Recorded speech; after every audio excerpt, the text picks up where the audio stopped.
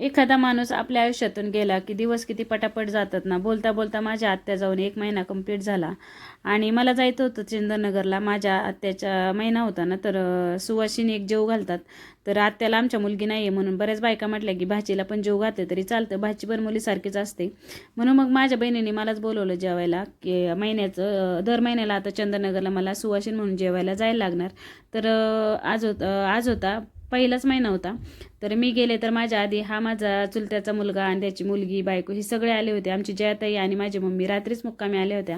आता जयाताईचं इथं कुकर लावायचं काम चालू होतं. माझी बहिणी तर साडी नेसून तयार होत होती आणि मी पण जरा आरशासमोर जाऊन म्हटलं बघू कशी दिसते मी. आणि त्याच्यानंतर आत्याचा फोटो पुसून घेतला, हार घातला आणि ही सगळी फुलांची रांगोळी, परत रांगोळी सगळी सजावट केली, दिवा लावला, आत्यासमोर नैवेद्य ठेवला. सगळ्यांनी आत्याच्या फोटोला हळदी कुंकू लावलं. खरं तर खूप मिस करत होतं, घर माणसांनी भरलं होतं, पण आत्याची कमी आहे ना खूप प्रखरपणे जाणवत होती घरामध्ये.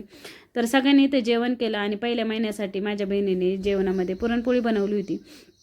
त्याच्यानंतर आम्ही दोघीजणी म्हटलं चला थोडीशी ना मॉलमध्ये जाऊन शॉपिंग करून येऊया, कारण मला 1-2 वस्तू घ्यायच्या होत्या, जास्त काही घ्यायचं नव्हतं. तर माझ्या बहिणीचा मुलगा पाठीमागे लागून आला होता आमच्या, आणि तिथं आल्यावर त्याने काय आम्हाला व्यवस्थित असं काही बघूनच दिलं नाही. अगदी हार्डली एक नाही 2च फक्त वस्तू घेतल्या, तिने एक आणि मी एक, असे 2च वस्तू घेतल्या आणि आम्ही घरी आलो. तर जयाताईने क्लेपासून मस्त हत्ती बनवला होता माझ्या भावाच्या मुलांना खेळण्यासाठी.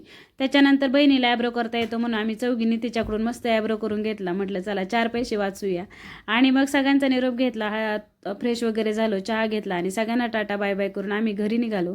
तर येता येता हे चंदननगरच्या बाजारामध्ये आमची जयाताई लागली शॉपिंग करायला. इथं तिने 1-2 वस्तू खरेदी केल्या, मी काही शॉपिंग केली नाही. त्याच्यानंतर पुढे आलो तर इथे गणपती बाप्पांचे एवढे सुंदर इथं स्टॉल लावले होते ना, तर पाय पाय काय राहावे ना, आम्ही तरी दोघीजणी गेलो आणि तिथे ते थोडेसे पाहुणेच आलो गणपती बाप्पा. नंतर परत घरी आलो.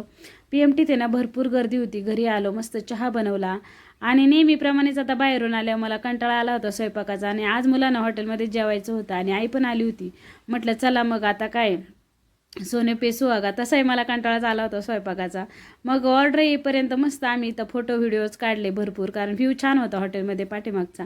तर जेवणाची ऑर्डर आली आणि मस्त आम्ही सगळ्यांनी ते मस्तपैकी जेवण एन्जॉय केलं. आणि ह्या हॉटेलमध्ये आम्ही पहिल्यांदाच गेलो होतो, असं वाटलं होतं की टेस्ट कशी असेल, पण टेस्ट खूप छान होती. जेवण झालं मस्तपैकी, आईस्क्रीम एन्जॉय केली आम्ही सगळ्यांनी.